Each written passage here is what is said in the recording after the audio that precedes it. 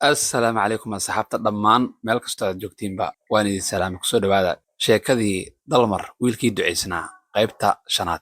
qaybtan waxay ku bilaabanaysaa saaxiibadii ay waayuhu kala kaxeeyeen. aways markii uu qaatay taladii aabbihii ee ahayd in uusan raaraacin cayda iyo quursiga uu kala kulmo bulshada ee uu ku mintido waxbarashada waa uu ku guulaystay. horumar degdeg ahna waa uu gaaray. dadkii quursiga la daba socday ayaa mutay ama u baahday isaga oo yar. waxaa loo bixiyey sheekh aways. wuxuu isaga oo yar bilaabay inuu diinta islaamka u faafiyo hab tacliin ah iyo hab wacdi ah. wuxuu caado ka dhigtay in galbaha qaar intuu ceelgaab yimaado u jeediyo wacdi dadka kaga ilmaysiya. sidoo kale wuxuu dadka ka wacdin jiray baararka shaaha oo galbihii rag badan isugu imaan jireen. alaababa waxaa la socon jiray labo ilmo jeeni liqa ah. waa jibriil oo ay isaga isku da iyo galaasba yihiin, iyo cumar yare oo ka yar laakiinse ka firfircoon labadan ka weyn. aways isaga oo ooyaya oo aakhiro aad uga baqsan ayuu dadka wacdin jiray. markaas ayaa dadka badankooda ay khushuuci jireen. dad badan ayaa markii ay ogaadeen in magaciisu yahay aways ku soo xasuusan jiray sheekhii reer abtigii ahaa ee sheekh aways alqaadiriya oo qabrigiis ku yaallo biyooley. aways ilmo jeeni liqe oo ay deris yihiin iyo wiilal kale oo ay dugsiga qur-aanka wada dhigtaan habeen kasta oo arbaco ah waxay salaada maqrib ilaa iyo cishaha ay joogi jireen masjidka maqaam sheekh cabdulqaadir oo ceelgaab ku yaala. habeenka arbacada waxaa loo yaqaanaa habeenka la kulanka owliyada ilaahay. dikri, xadro iyo qasiidooyin badan oo looga sheekeeyo karaamada owliyada alle. badanaaba waxaa mikrofoonka loo dhiibi jiray carruurta oo aways ka mid yahay si ay u bartaan diintooda, qalbigoodana loogu beero jacaylka nebiga, saxaabada iyo owliyadii kale ee diinta dadka soo gaarsiisay, gaar ahaan sheekh cabdulqaadir jaylaani, sheekh yuusuf alkawniin oo barqad leh, sheekh cabdiraxmaan saylici, sheekh cali mujeerteen, sheekh muxudiin celi, sheekh aways, sheekh ooyaye iyo kuwo kale oo badan.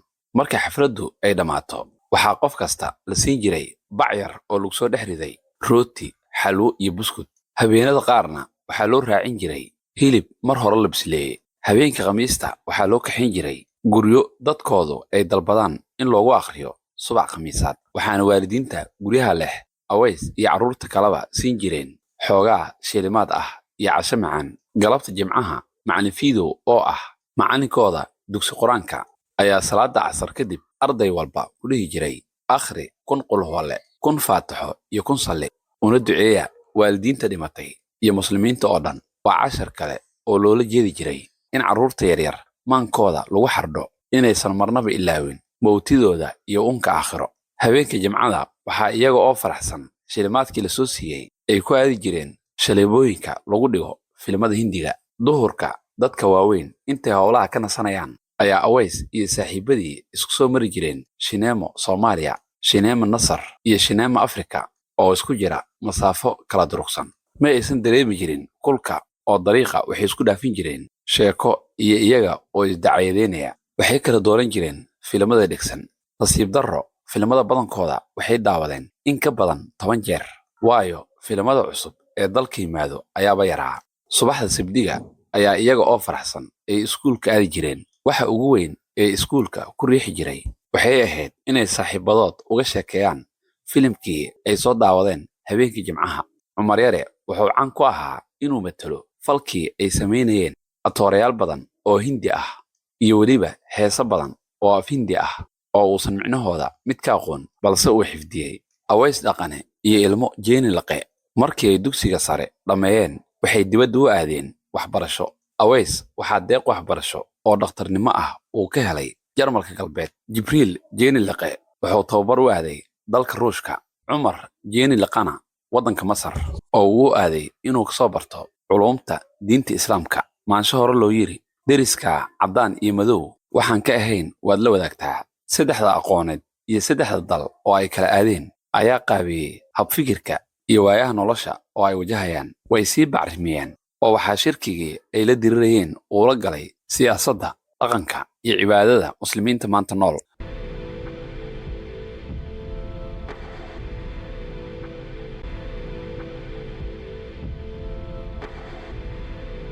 cumar yare indhihii uu shalay ku arkayay bulshadiisa Soomaaliyeed ee uu ka tirsanaa ee uu u haystay muslimiin inay yihiin alle iyo rasuulkiisa jecel una hoggaansan waa laga madoobeeyey. wuxuu u arkaa dad u baahan in lagu dul akhriyo tawxiidka ilaahay. cumar yarihii shalay maqaamka ooliyada uu la sarreeyey, habeenno badanna ku dhafri jiray, dikriga iyo xadrada soo siyaaran jiray, qabuuraha culimmadii dadkan diinta soo gaarsiisay, maanta waxa uu maqlo wuxuu ugu necab yahay dikri, xadro iyo qof ka sheekaynaya karaamada ooliyada. farxaddii iyo matalaaddii uu matali jiray jilayaasha filmaanta hindiga way ka guurtay. waa mar uu murugaysan yahay iyo mar uu qabto muxaadiro uu ku baacsanayo culimo isaga xaragadiisa ka aragti duwan, iyo mar uu dhallinyaro yaryar u sheegayo afkaartiisa isaga oo rumaysan inuu ku soo ridayo waddo wanaagsan. wuxuu isaga iyo rag kale oo ay isku koox yihiin sameeyeen dhallinyaro ku qanacday fikirkooda. burhaan baalle wuxuu leeyahay qorshaha diinfaafinta ee takfiirka wuxuu u kala horreeyaa sidii nebiga nabadgelye naxariis korkiisa ha ahaatee uu u kala hormariyey faafinta diinta. waxay ku bilaabaan wacdi ay ku siraysanayaan dad ay rumaysan yihiin inay ku qanci karaan aragtidooda, waxayna isku haystaan sidii saxaabada rasuulka, dad joogo bilowgii wakhtigii dacwada oo ay saxaabada ku dhuuman jireen daartii arqam bin abi arqam. nasiib darro rag badan oo ay fikraddii ku shubeen oo u badnaa askar iyo geeljire magaalada dhowaan soo galay ayaa u arkay ducfi iyo taagdarro in maanta la sugo jihaadka dadka diinta lagu gaarsiinayo. markii ay dowladdii askartu dhacdayna raggii qiiraysnaa waxay fureen mucaskaraad islaami ah, dagaal diin ximbaarsan oo aysan bulshada Soomaaliyeed aqoon ayay bilaabeen. dhallinyaradii ay isugu darsantay dowlad la'aan, shaqo la'aan, tacliin la'aan ee naf biday dagaal ayaa waxaa lagu qanciyey kolley waad dhimanaysaane dagaalama oo ilaahay dartiis dagaalkan u gala. inta badan way ajiibeen baaqaas. cumar yare markii uu dalku soo laabtayba dhowr jeer ayuu magaciisii beddelay. markii hore oo ay nabad sugiddu xoog badnayd wuxuu u samaystay magac afgarasho. markii ay dowladdii daciiftayna masaajid ayuu casharo ka bixin jiray, dadkuna magaciisa ayay ugu yeeri jireen. burburkii kadibna laba magac oo kala ah kii afgarashada oo markan caanka dhex noqday kooxdiisa iyo kii bulshadu ku taqiinay ayuu isku garab watay. intii uu hawshan ku jiray waxaa soo maray maalmo uu farxad la sooxi jiray iyo maalmo uu isweydiiyey talow ma noolaan doontaa. dhowr jeer ayuu qarku istaagay inuu u dhinto dhaawacyo ka soo gaaray shirqool ay melegeen arday ka gadooday xirtiisa. ina jeeni laqe maanta oo uu da' joogo waxaa madaxiisa isku dhex hirdinaya afkaaro ay isaga ugu muuqatay inaysan weligood marnaba wada noolaan karin. waa dowlad islaam sheegata misana dastuur dad qoray ku dhaqanta oo dastuurkaas ku maaraysa arrimaha dowladda iyo bulshada.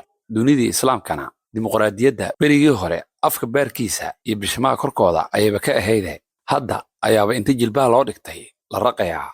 cumar yare hadda wuxuu ku jiraa duurka oo habeenkii godadka halaqa kula hidaa. wuu arkaa inuu halgankiisii uu cayn wareegay oo ibliis cimaamad xirtay uu garwadayn ka noqday, mase doonayo inuu isdhiibo oo wuxuu rabaa inuu magaaladiisii dib ugu soo laabto oo uu noloshiisa inta ka hartay u jeesto islaaxinta dadka dhexdooda ah.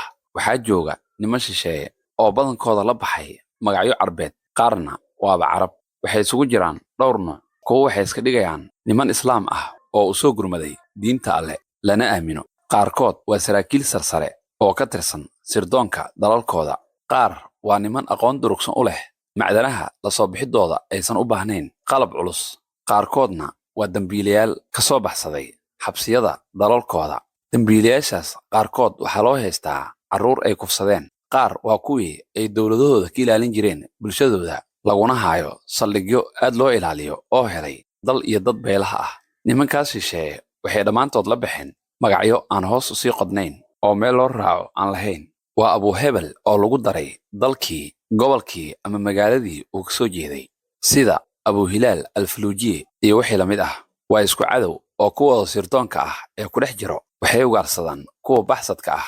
sidoo kale nabadda iyo midnimada Soomaalidu waa u beeladood iyo baaskood, waxayna har iyo habeen ka shaqeeyaan sidii ay isugu dir lahaayeen Soomaalida.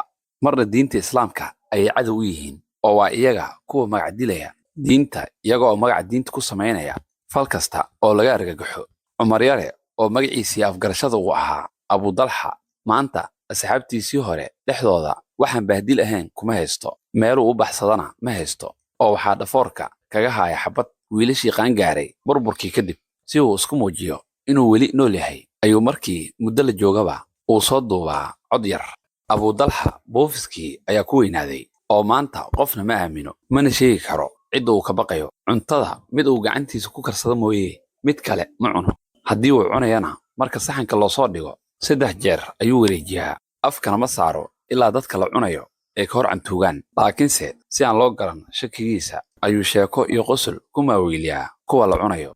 Soo jeed ayaa dilay oo habeen iyo maalinba wuxuu iska waardiyeynayaa waa kuwa isaga ilaalinaya, laakiin mar walba wuxuu ilaaladiisa ugu sheekeeyaa inuu cadowgu mar kasta soo weerari karo. Wax badan oo sir ah ayuu ka ogaaday nimankan shisheeyaha ah oo qaarkood waba xaqiiqsaday inaysan muslim ahayn, laakiinse yuu sirtaas ku aaminaa. Wax badan ayuu arkay gabdho Soomaaliyeed oo nimankaas diin jecel u guursaday, nimankuna aysan rabin. Miyuusa aamini karaa gabdhahaas?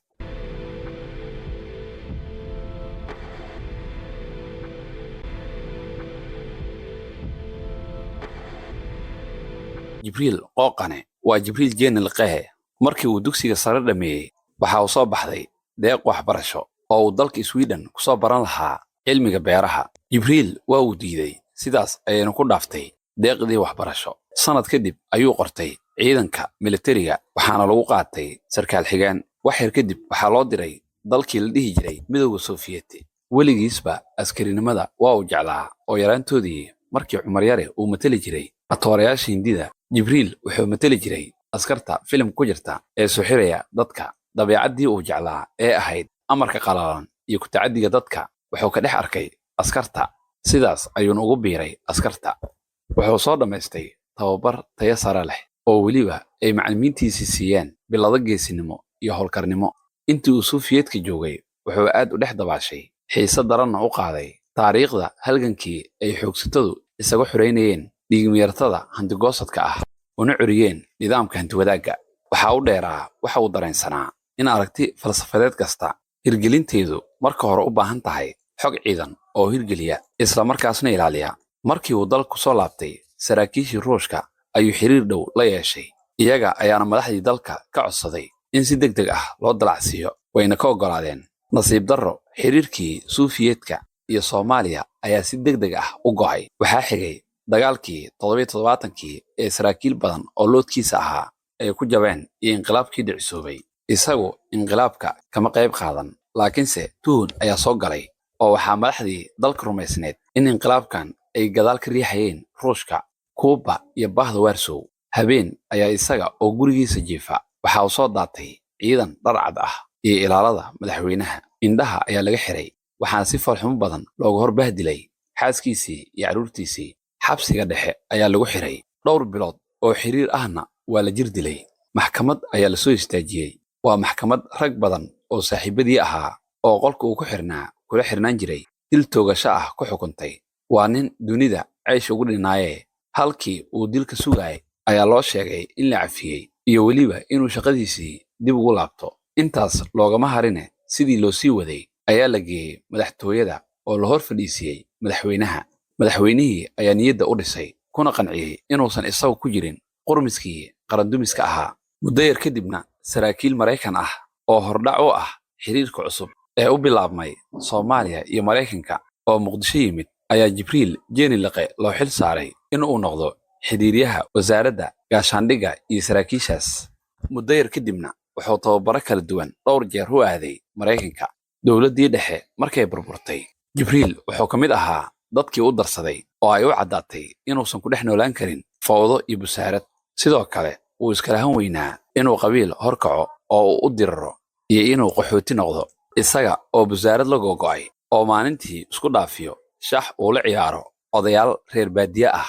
Ayaa 2 nin oo caddaan ah oo hay'ad samafal ka socday ayay subax barqadheer ah soo dhex istaageen magaaladii uu joogay ee Ceel Jaan. Isagu baabuurta Languruusalka ah ee magaalada soo galo dhankooda maba eego, oo dhowr jeer oo hore oo uu is yiri malaha qaar baa ku garan doono oo ku ixtiraami doona.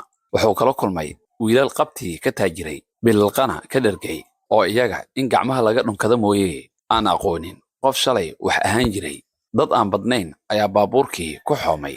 Gaariga waxaa saaran 2 nin ee caddaanka ah, darawal iyo 2 nin oo waardiye ahaan u saaran. Raggii shaxda la ciyaarayay ayaa marba mid ka war doonay gaariga iyo dadka saaran. oo isagii lagu cidleeyey goobtii. haddii uu in cabbaar ah fadhiyey wuxuu arkay niman caddaan ah oo geed meel barxad ah ku yaalay hoostiisa kuraas caag ah loo dhigay oo dadku hareerahooda socdaan. waa wejiyo ku cusub. dhankoodii ayuu isaga oo cagajiid ah u luday. darawalka iyo labada nin ee la socda midna af ingiriisi taa ma yaqaano, luqad kalena warkeeda baddaa. tuulada qoraxda harso oo ay ku leeyihiin saldhig ciidan ayay rabeen inay tagaan, laakiin darawalka ayaa ku soo leexiyey magaaladan ceeljaan oo caddaanku ay ka aaminsanaayeen magaalo dagaal joogto ah uu ka dhaco. way isku cadibnaayeen oo isma aysan afgaranayn. jaad iyo khamri tuuladan la keeno ayuu darawalku rabay inuu inta gaariga dusha sare ka saarto uu ka gato tuulada qoraxda harso. sidee ayuu isku fahansiinayaa? jibriil waa reer magaal oo khamriga iyo jaadka waa waxa keliya ee tuuladan ku haayo uuna isku dhaafiyo wakhtiga adag. sidii uu ruushku u aadayba salaad iyo diin way kala furteen.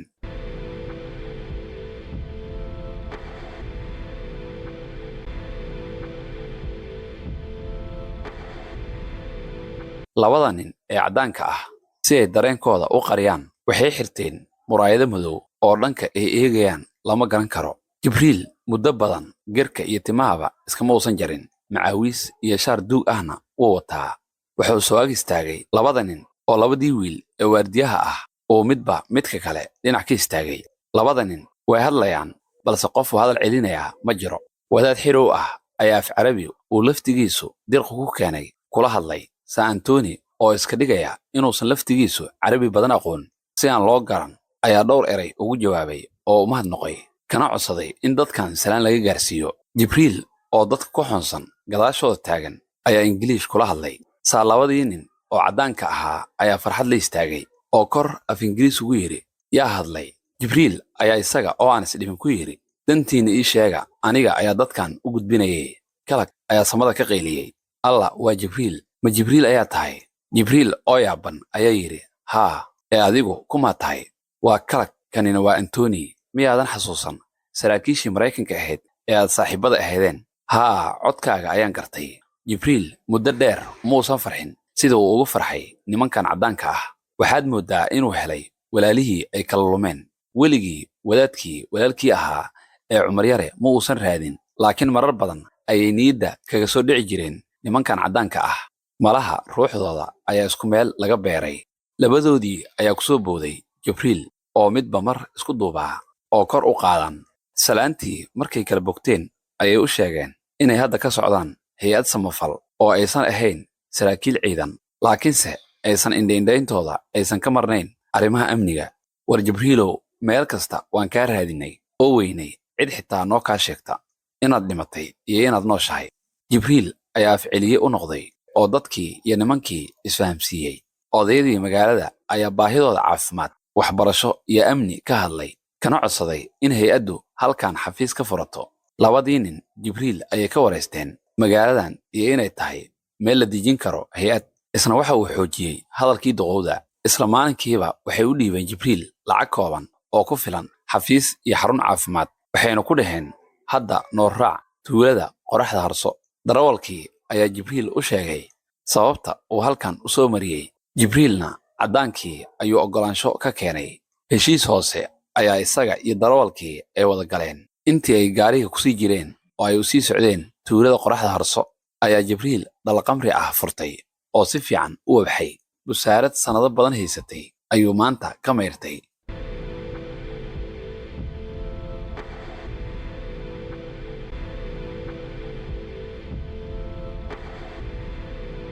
markay tuuladii qoraxda harso tageen ayay waxay galeen xero ciidan oo weyn. waa saldhig ay ka duulaan ciidan sida ay sheegeen la dirira wadaadada Soomaaliya ka dagaalama. jibriil iyo labadii nin ee caddaanka ahaa ayaa galay meel xafiis u ah kadibna dalbaday qado. sheeko ayaa la galay. cabbaar kadib ayaa antoni la hadlay jibriil. saaxiib jibriil, waad ogeyd in aanu berigii hore ka tirsanayn wasaaradda gaashaandhigga ee Maraykanka, Pentagon. waan ogaa ayuu yidhi. saaxiib, labadeenna muddo kadib waxaana loo wareejiyey sirdoonka CIA-da. waxaa mar kale naloo soo diray Soomaaliya oo safaaraddii Maraykanka ayaannu ka shaqaynaynay. waan ku soo raadinay, laakiinse waxaana loo sheegay inaad dibadda ku maqnayd. beri dhoweyd ayaan howlgab ka qaadanay sirdoonkii. sida aad la socotaba Maraykanku wuxuu ku dhawaaqay dagaal ka dhan ah muslimiinta asal raaca ah ee doonaya inay nabadda adduunka khalkhal geliyaan. Waan gartay. waxaan howlgabkeennii kadib furanay shirkad aan aniga iyo saaxiibka kalag aan gaar u leenahay oo CIA-da iyo Pentagonka qandaraas ka qaadata. waxaan nahay calooshood u shaqaystayaal. shirkaddayna waxay ka howlgashaa dhowr dal oo carab ah, Soomaaliyana ay ka mid tahay. gartay.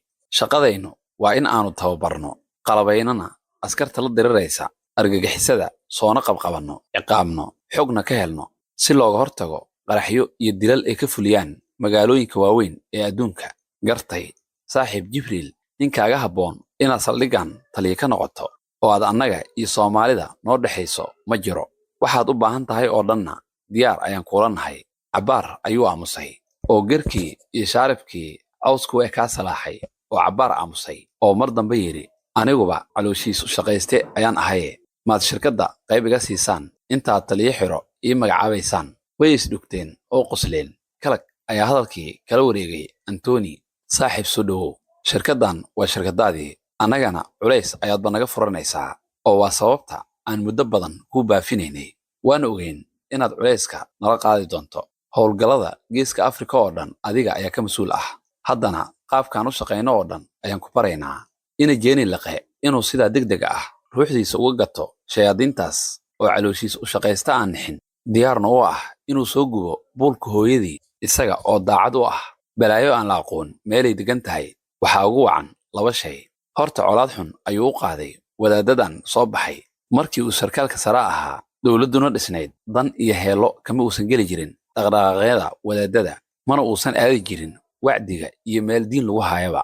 oo isaga waxaa ku filnayd shaqadiisa iyo hoteelada waaweyn oo uu habeenkii asxaabtiisa khamriga kula cabi jiray. burburkii dowladdii dhexe kadib wuxuu soo qaxay tuuladiisii.